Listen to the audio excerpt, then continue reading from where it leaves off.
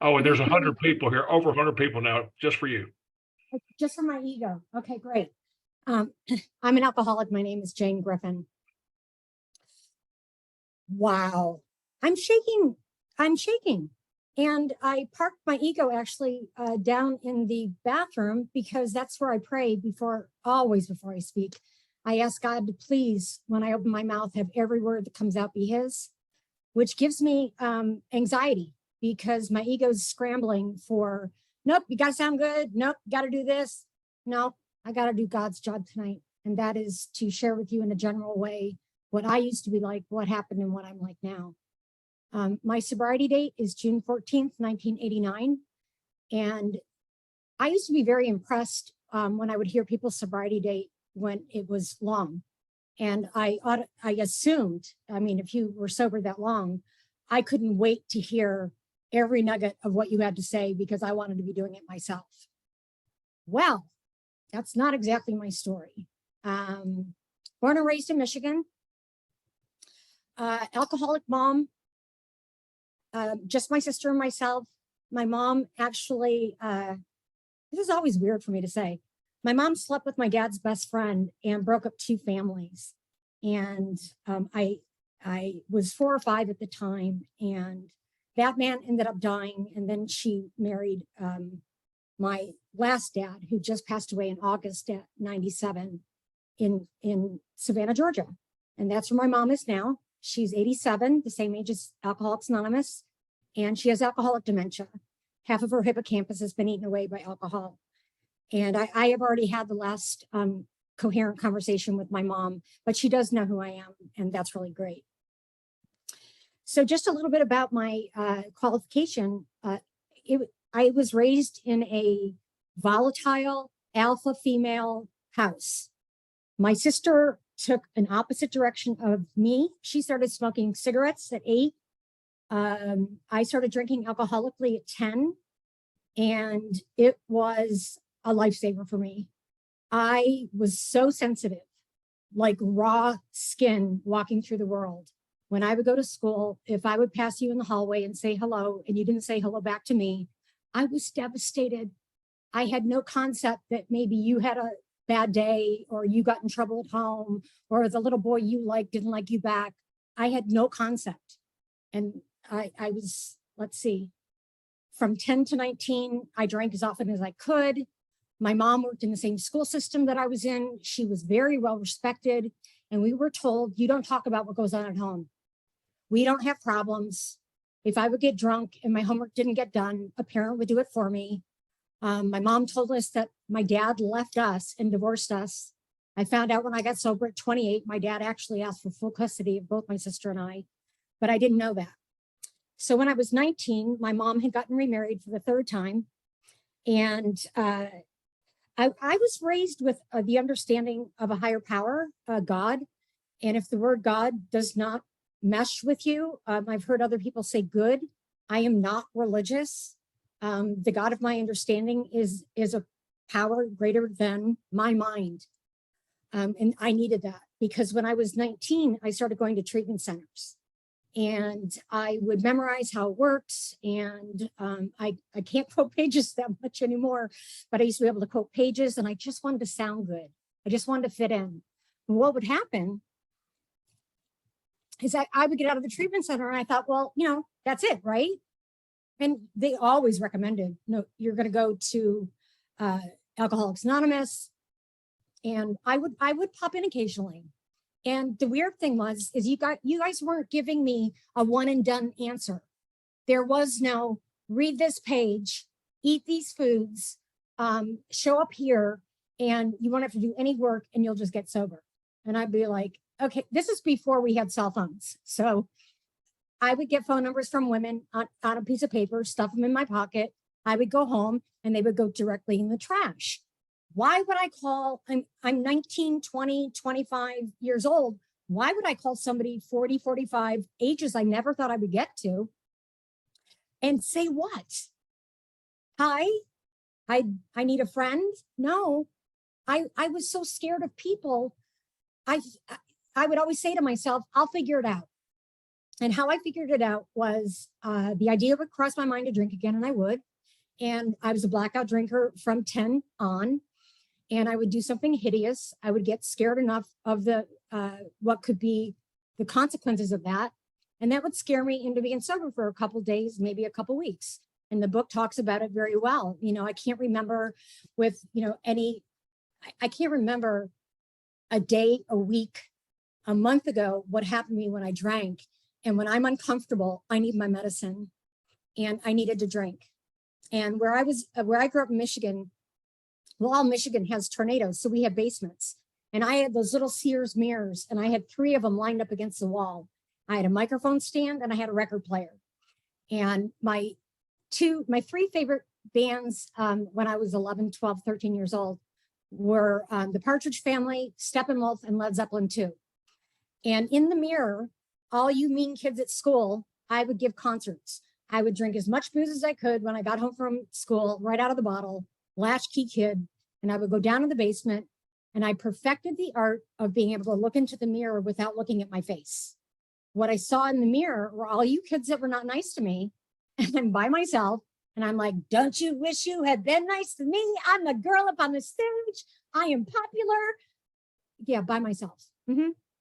And then I'd have to get up and go to school the next day again, so self-centered, the world's out to get me. So at 19, when I started going to treatment centers, it was interesting because we called them $20,000 big bucks. I would get the whole shebang, and I was going to do the whole deal. And when they would say, you know, out of the 20 of you or the 30 of you, only 5 are going to stay sober, I'd look around the room and go, I feel so sorry for everybody else. And I'd usually be the first one that drank because I had no effective mental defense against the first drink. I had my thinking. This is interesting to me. Okay, let me go back for a sec. So my last treatment center that I was in, I was 28 years old. I had gotten married. I was still married. I had a 2.5-year-old beautiful little boy named Jack. And he couldn't talk because his mother was a drunk. He babbled. He ran away from me. I was not a comfort.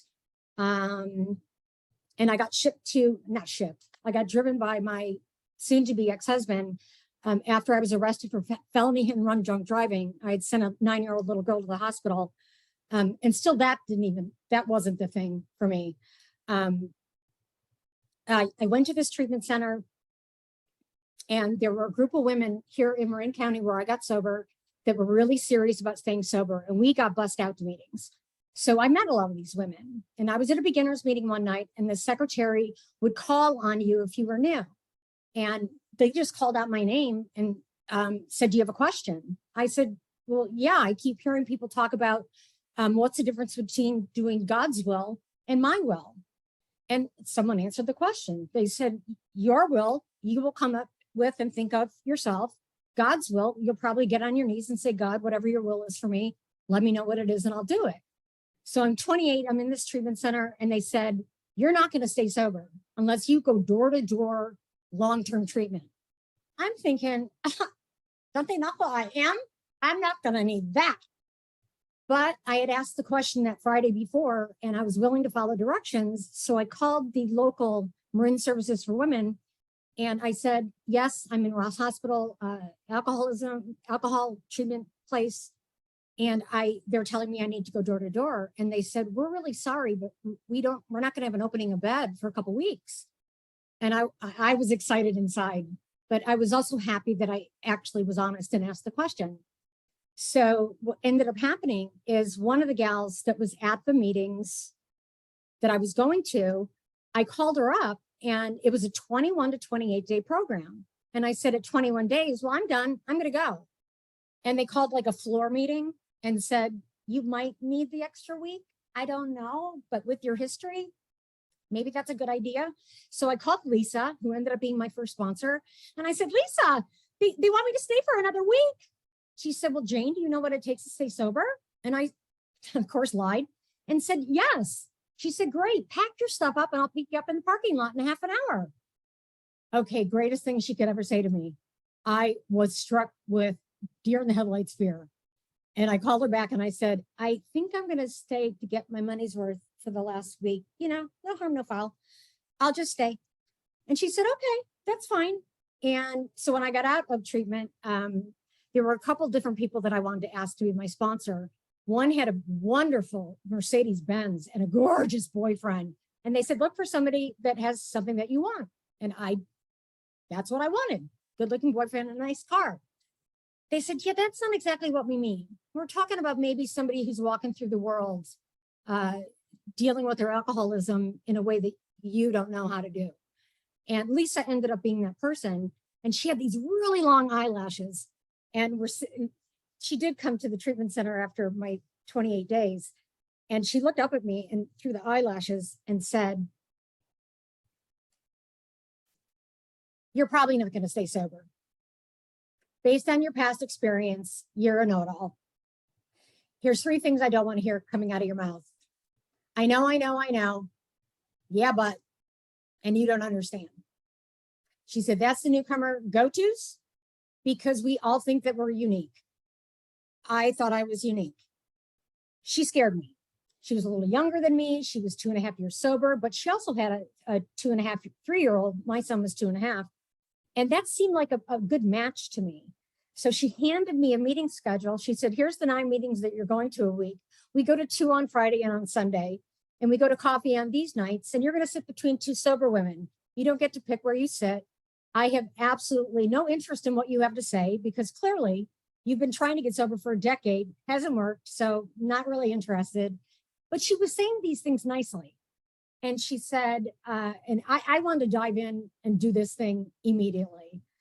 And what was different from the decade prior that I didn't come and stay is that this kid came in my life. I was raised being told how to feel. I'm not blaming my mother at all. She did the best she could do seeing her little girl come home crying every day from school. And she said, you're pretty. Girls aren't going to like you. So you're not going to have women friends. You also don't have to develop anything on the inside. You're so smart. You have an IQ off the charts. How do you check someone's IQ that's under 19? I don't know.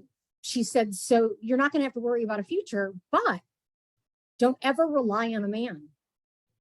A woman who's gone through 3 husbands. Okay, not her story, mine. So I didn't really have a firm sense of myself when I got sober. And I was so lucky that the women and men also that I got dropped into, that we all got sober around the same time, were super serious about staying sober.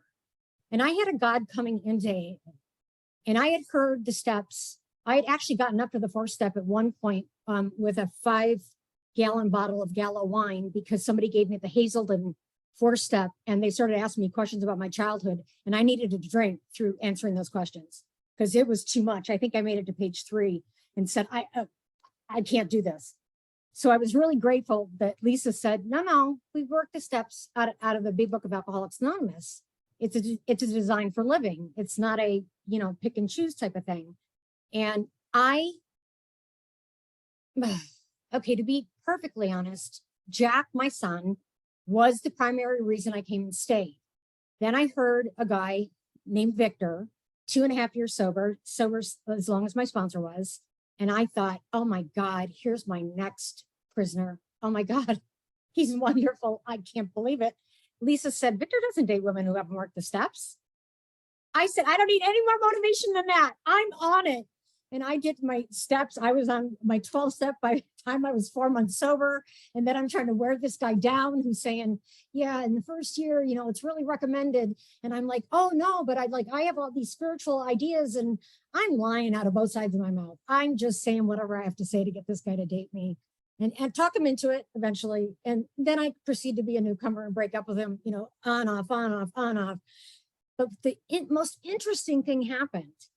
The 12 steps took me, and I have to read this because I can't quote it. And I didn't read this till I was 30 years sober, believe it or not. It's step 1 in the 12 and 12 on page 21.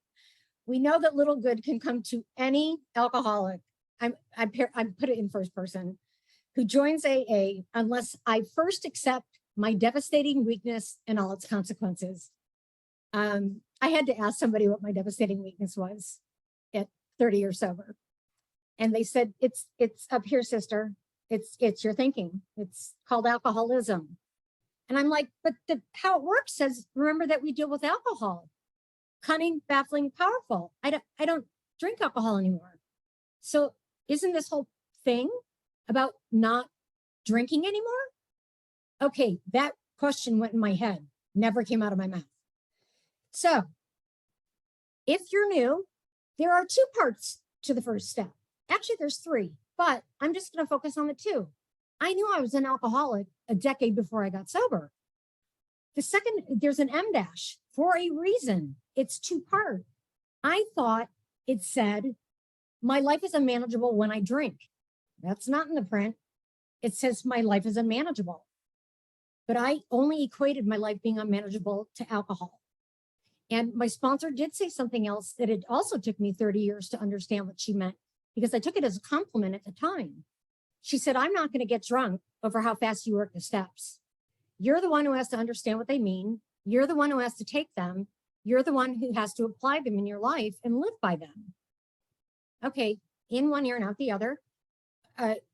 Yay, I did my 5th step, 6th step, 7th step, and 8th step all on the same day. Started my 9th step the next day. I don't recommend that. So powering through the first step, I didn't fully grasp that my entire life was unmanageable. I didn't get that. I didn't get that for another 29 years. And then going into the second step, I came in with a God that I'd had since I was a very small child. My birth father, he decorated Old St. Mary's Church in downtown Detroit every Christmas. And I loved being in that church with the incense and the candles and the beautiful stained glass. And if you ever get to go to Greektown in Detroit, oh my God, it is such a beautiful church. And that's the God I brought in. And I didn't not want to hear about your God, but I had one. So I didn't see what I needed to elevate to. So I powered right back past step 2 and I went to step 3. And I also heard from this other little posse of people that I ran with, Victor's friends. Victor's dead, so I don't mind saying this. He told me that the 12 and 12 was a book written by an arrogant man who wanted just his name on the book. So I shouldn't focus too much on that book. And he also told me that if I did my 4th and 5th step to the best of my ability, I'd never have to do another inventory. Oh God, please don't ever believe that, because we have the opportunity to do an inventory every day. So I did do a thorough 4th and 5th step. I didn't understand 6 and 7 for many, many years. I did a very, very thorough 8th and 9th step. And then it was focus on my child and carrying the message. So unbeknownst to me, and several people on here know me, we steal this phrase from one of our friends. I was working Jane's Anonymous. I was not working Alcoholics Anonymous. And I'm grateful that I didn't know that, because I 100% believed that I was doing everything it took to maintain permanent sobriety. And when I say permanent, I mean, given that I was doing the things that are outlined in the book. So I didn't have to, it sounds so ridiculous to say now. If you, whatever your circumstances are, there's nothing that gets in the way of working the steps the way they're outlined. But the way I saw it, I didn't have time in the morning to sit down and talk to anybody or pray. I tried meditation a couple times and my mind just rolled so fast. I understood from you guys that it was to get quiet, and there's no, look how loud I am. There's not a lot of quiet that's going on around me, especially not up here. So I just powered on, and I thought to maintain sobriety, I would continue to carry the message. So I started speaking at meetings. I had a full meeting schedule. I was a full-time single mom. I divorced that wonderful man that, well,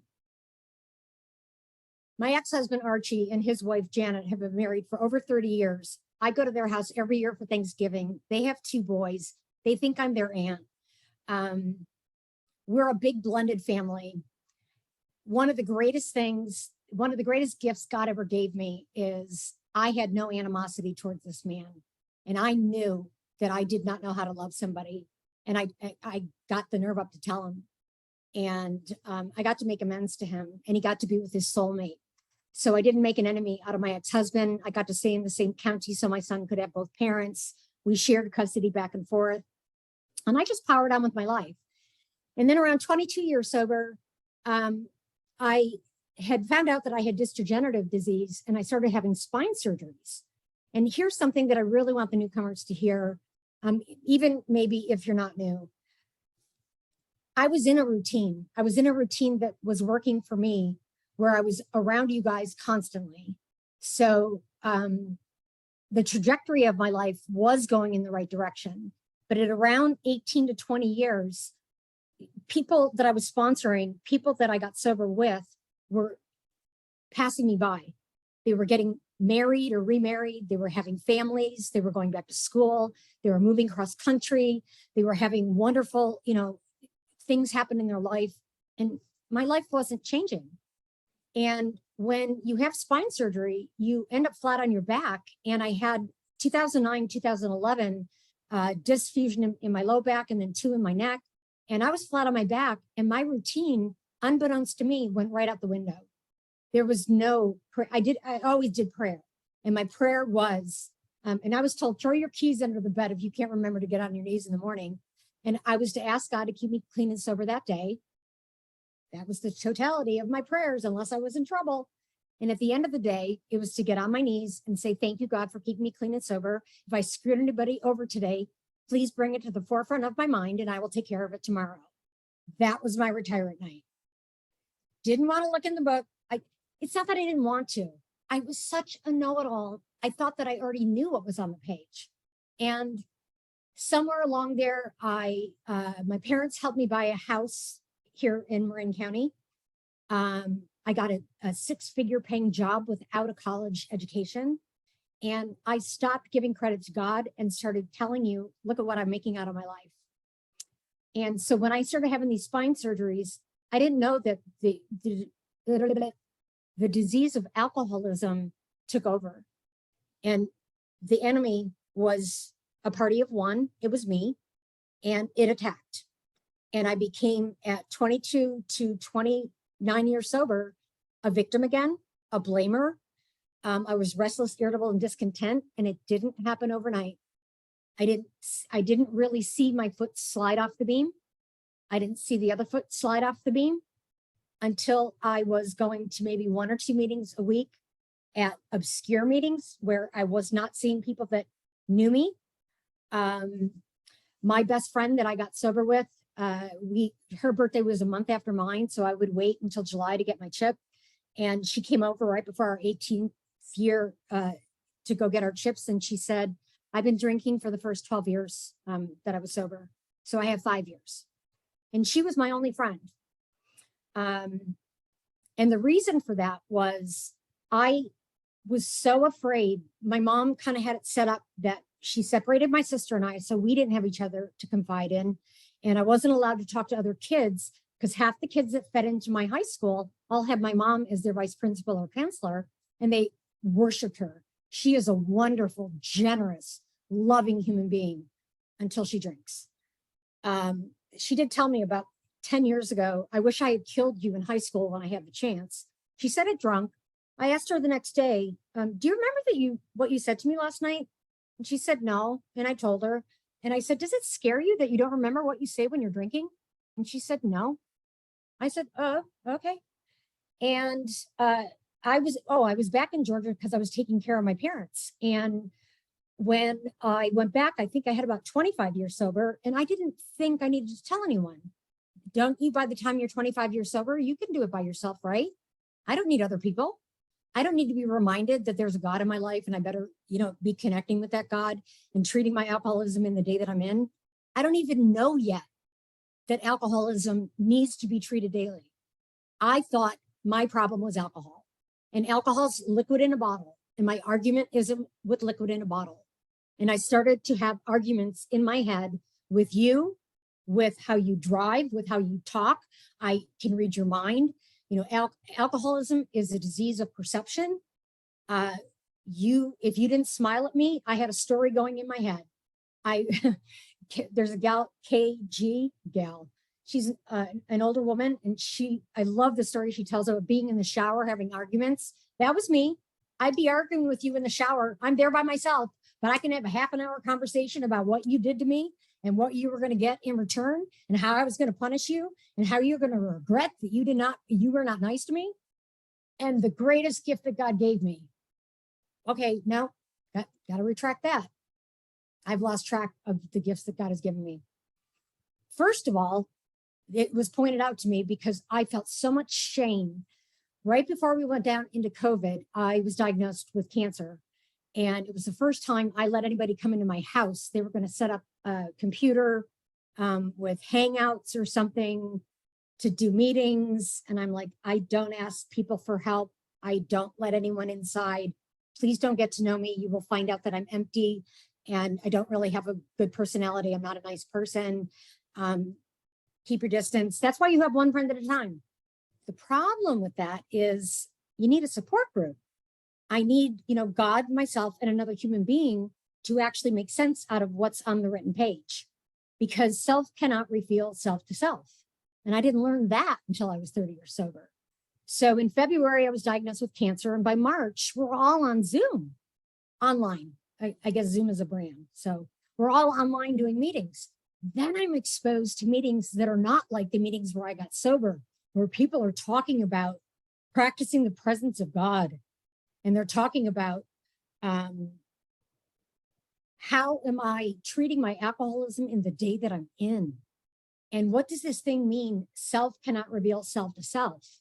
Oh, I have a problem and I'm going to figure it out. So I'm going to go to my diseased mind for the answer to the problem. So the problem is going to the problem to get the solution. So there ain't no solution. So that's where the shame came in. I thought, back in Jane's Anonymous for a minute, how am I going to explain to everyone how I could have missed it for 30 years? And I started this practice that was introduced to us through a guy that, oh God, if you haven't had Ron D speak here, you really should have Ron D speak here, from Lincoln Park, California. I have his number if anyone wants it. He taught us two-way prayer. And that's what Bill and, it was Dr. Bob and the Oxford group were doing it. And then Bill and who they brought in, they were all doing it. And they called it quiet time. And it's where they would write out, what was on their heart to God. And then they would ask God to move the pencil or whatever to answer the questions that were on your heart. And my biggest one was self-centered, of course. I said, God, how could you do this to me? Why? Why do I have to be 30 years sober and saying that I missed a giant chunk of the program? God's response to me was, oh, please don't let me cry.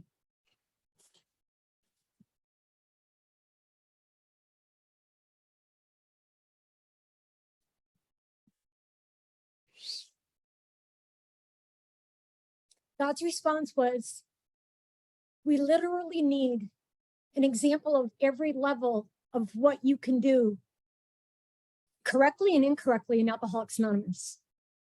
And God chose me to not pick up a drink and go through 3 decades. That last 20 to 30 years was not fun. I was very, very isolated. So I was basically training for the Olympics of COVID because being in lockdown was no big deal for me. And because I had been staying home by myself for a couple of years because I was afraid to be around you guys. You were going to be able to see through me. I could now hear from my peers that I got sober with, you were talking in a different language than I was. I was talking about the same stuff over and over again. And you were talking about a spiritual life and a spiritual path and enlarging that and looking for outside resources to enhance your sobriety and enhance your relationship with this higher power that was going to help you navigate the rest of your life. Because I have a disease that I'm going to have until my last breath. And if I told you that I had brain cancer And they told me your brain cancer won't kill you, but you have to come at 3 o'clock in the morning for treatment every day. And then your brain cancer won't kill you. Where do you think I will be at 3 a.m. every morning? I will be wherever it is to get the shot. You tell me that in order for me not to drink, I have to treat my alcoholism every day. And I will come up with the excuses of, I'm in a hurry, my kid needs a diaper, my kid needs to get fed, I'm late for work. I have every excuse in the book until my life depended on it. And that was at 29 years sober. I was petrified. I did not know that I could come to Alcoholics Anonymous and say, I've gone off the beam completely. And I don't know what I'm doing. Can somebody help me? So I did the next best thing. I went and got a therapist. And, you know, God love him. He doesn't know anything about us. His argument to me was getting his license. He had to attend a few meetings of Alcoholics Anonymous. So he had an idea of what I was going through.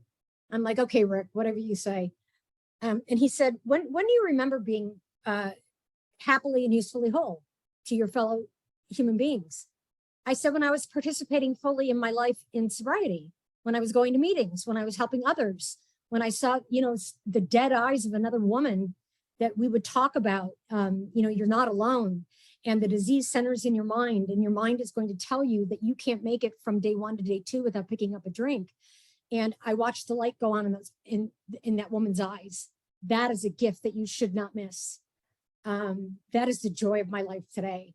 And I wasn't a very nice sponsor in those 25 years. I at least had the common decency to not speak or sponsor anybody at the time I disconnected. But I found this group of people that focused on a little bit of different aspect of totally the big book and the 12 and 12, but they approached it by the first 3 steps. The 3 that I told you, I flew right by because I already knew it by heart. And they talked about alcoholism, ego, and self. Holy crap, where'd the word ego come from? I don't remember anyone talking about ego. It's something that has to be smashed. I did that already. Don't you do it once and it's done? And they said, no, we're gonna have you read another, we're gonna have a book study, and it's called a Tebow study. And Bill Wilson and Marty Mann, if you don't know who Marty Mann is, she's the first female alcoholic that tried to get sober that I know of from reading in history. Harry Tebow was their psychiatrist, and he wrote, humble man, only non-alcoholic trustee to ever speak at an international convention in 1955. He wrote a little book called The Collected Writings of Harry Tebow to other psychiatrists. So they weren't written to us, but he was trying to explain to other psychiatrists why they were failing at getting alcoholics sober. And one of the biggest reasons I came to find out is that alcoholics don't like to be told what to do. They don't like to be lectured by somebody that does not know what we're going through. And really only an alcoholic can relate to another alcoholic. So we got to this section called the ego factors. And this is where the doors came off for me 3 years ago, almost 3 years ago. I read the characteristics. Oh, it's also in the back. The last story in the 4th edition mentions Dr. Tebow twice. He's in the medical appendix in the back of the big book. He's on page 351. Look him up in the back of A, Comes of Age. It talks about the amazing, that's not the right way to, how does it say? Who cares? The amazing recuperable powers of the ego, that the ego will return in later sobriety and you may not see it. And then you run the risk of becoming that bleeding deacon that is going to tell everybody how to do it, but you're not actually doing it yourself. And so in the ego factors, in this little booklet, which I usually have sitting right here, I don't, I saw the words that would change my life and has changed my life. They talked about the infantile ego. They talked about, Freud called it king baby. We turned it to, queen baby. They talked about having grandiosity, and the 2 that killed me, the inability to accept frustration and immaturity. And I'm 61 years old today. So at 58, I'm reading that I am immature. I cannot handle frustration. And I felt so relieved. Someone finally said exactly what it was that I could not put my finger on. And then I hung out with this group of people and we started talking about every mistake we've made. I've never found a safer place to talk about how was I treating my alcoholism in the day that I'm in. A bunch of little sayings that I've heard from there. I can't stay clean today on yesterday's shower. What I think might happen tomorrow, I might not make it till tomorrow. The only time I always thought this was a setup. It's a 24-hour-a-day program. You mean 24 hours a day for the rest of my life? No, we mean you're so alcoholic, you can only handle 24 hours at a time. Anything more than that is way too much. And if you knew me, I sleep a third of that. So I really only have to deal with 12 to 14 hours of myself. But what they also taught me was that I'm not hopeless, and that the knowledge that I gained, in that 30 years was not a waste. In fact, it finally all made sense to me. And I finally could now transmit this message that I could stand up and say the same pitch of how I got sober over and over again, but it really didn't change. And if you catch me 3 months from now, my story is going to be different again. Not how I started, but the longer I stay sober, the more I realize I don't know. And I've gotten to work on this. It goes between 10 and 11, but it's really focused on step 11 for me, which I didn't really have a strong step 11 or any for that matter. I think in the first 5 or 10 years I was sober, I did do the read page 86 through 88, but then, that gets boring. So who wants to do that forever? But when it was presented to me in the last 3 years that I had to treat my alcoholism every day,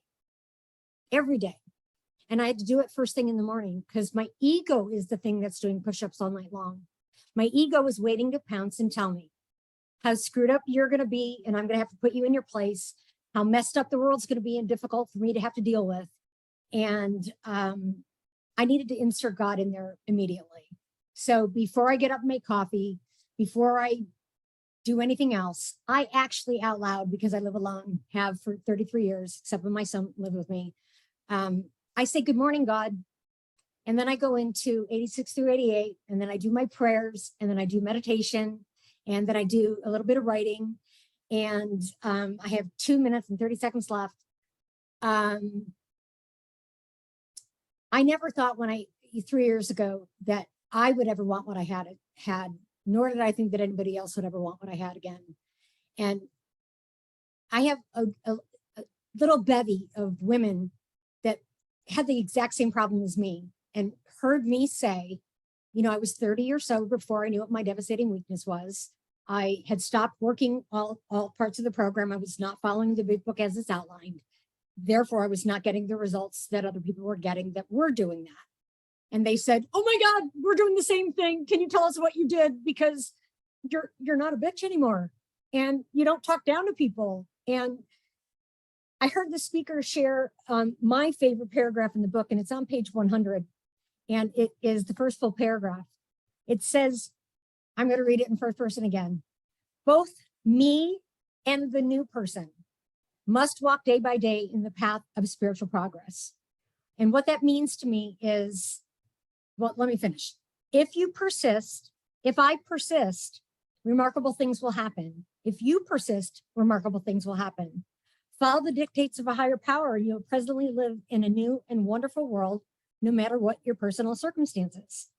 And when these women heard me say this out loud, they were too scared to say it out loud. They said, well, she can do it, then I can do it. So God gave me a very clear message of why. Why did I go for 30 years before I knew what my devastating weakness was? Because since I've been telling my story, I've had people come out of the woodwork and say, I have 37 years sober. And a year ago, I was sitting in a parking lot with a knife in my wrist, and I was going to pull it because I was restless, irritable, and discontent, and I didn't know what was wrong with me. And you just said the words that I did not know existed, that I was not following the tenets of the big book, that I had gone off and started to figure this thing out on my own. And God makes it super simple by saying, just move out of the way. I will not force you. I respect you. I give you free will. But if you will move aside, I will do the work. You're the little engine that could, and I will. Best analogy I was ever given was a rocket ship. And I am the vessel. So God made me in his image. So I am perfect. My soul is perfect. My heart is perfect. God lives inside of me exactly as equal as you. I don't have a bigger God than you. I call it my skin. God is my skin. And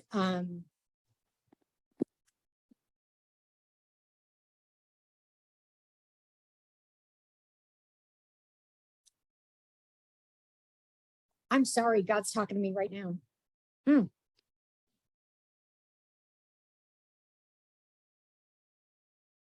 Wow. Okay. There is no program that literally can bring someone out of the depths of hell. I can't say that Alcoholics Anonymous has opened the gates of heaven for me to get in, but I can certainly attest to the fact that it has opened the gates of hell for me to get out. I no longer want to live in hell. You can live in hell. It doesn't matter how much time you have. How much time somebody has no longer impresses me. How long of time I have does not impress me. What impresses me today is 2 people, 3 people, a meeting, whatever, that can sit down and tell the truth and say, oh shit, I lied to somebody today. I know who it was. I know what my motive was. I need to go back and clean that up. I don't want anything to stain what God made perfect. I spent my life patching the holes of what some people call trauma. I had a very domineering parent, and I wanted rescue from that, and alcohol was that solution. I no longer need alcohol to rescue me. All I need to do is depend on a power greater than myself, and my day is set in the right direction. Angie, I got to tell you, you have just been the only person I'm looking at for the entire meeting. I thank you so much for keeping a pleasant look on your face. Alcoholics Anonymous works. It's outlined in this book. It doesn't need to be done any different. This is a great ancillary book that will explain in more detail how to combat the thinking of an alcoholic. So this is my Bible. And again, I'm not religious, but I'm no longer interested in working James Anonymous. It doesn't work. So if you are working your own Anonymous, try working Alcoholics Anonymous the way it's outlined in the book, and then get back to me and tell me if your life doesn't in fact get better. I love you guys so much. Thank you for participating in my sobriety today and for 12-stepping me. That's it.